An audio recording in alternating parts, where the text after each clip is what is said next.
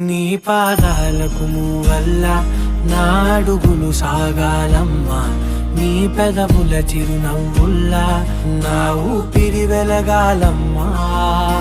నిరంతరం నీ చంటి పాపల్లే ఉండాలి నేనెన్నాళ్ళకి, నిన్నొదిలెంతగా ఎదగాలనుకోనే అమ్మా. అణువణువణు నీ కొలువే అమ్మా,